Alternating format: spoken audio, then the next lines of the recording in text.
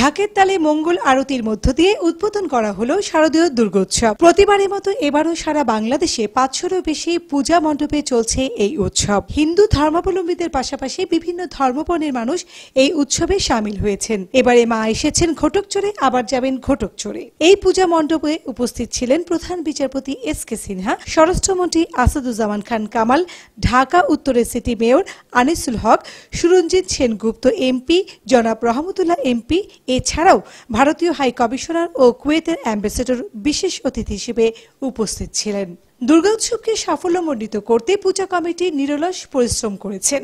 আমাদের ধর্মীয় এবং ভক্তিমূলক যে গানগুলো, যেগুলো ভক্তবৃন্দ পছন্দ করে, সেই সব গানগুলোর দিকেই আমরা বেশি জোর দিচ্ছি। আর আমরা এখানে ল এনফোর্সিং এজেন্সির পূর্ণ সহযোগিতা পাচ্ছি। প্রতিদিন সকালে আমাদের পুজো, তারপরে পুষ্পাঞ্জলি, প্রসাদ বিতরণ, এরপরে আরতি প্রতিযোগিতা থাকবে সন্ধ্যাবেলা, আর 7:30 থেকে 9:30 পর্যন্ত আমাদের থাকবে ভক্তিমূলক গানের অনুষ্ঠান।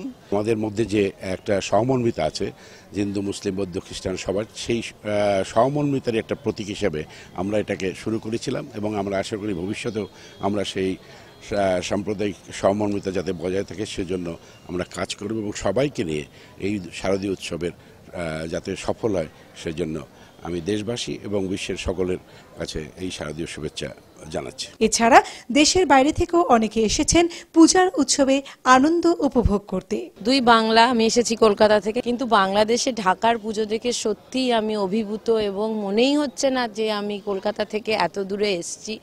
এত সুন্দর সুন্দর মানুষ, তাদের আন্তরিকতা, তাদের হৃদয়ের যে ছোঁয়া আমরা পাচ্ছি, সেই অনুভূতি রবীন্দ্রনাথের ভাষায় ধন্য ধন্য ধন্য আমি। এই প্রথম পুজোতে বাংলাদেশে আমার আসা আর কি, আর এত ভালো লাগছে এখানে এসে।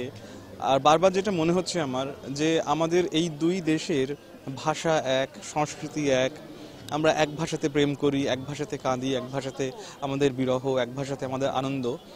অথচ মাঝখানে শুধু ওই কাঁটাতারের একটা বেড়া, সেটা যদি না থাকতো কত ভালো হতো। মায়ের কাছে আমার এটাই প্রার্থনা যে এই বেড়াটা যদি কখনো উঠে যায় তাহলে খুব ভালো হবে। শারদ শুভেচ্ছা পৌঁছে যাক সকলের কাছে, তেমনটি প্রত্যাশা সকল হিন্দু ধর্মাবলম্বীদের। Nasrin Huda Bithi, voice of America, Dhaka.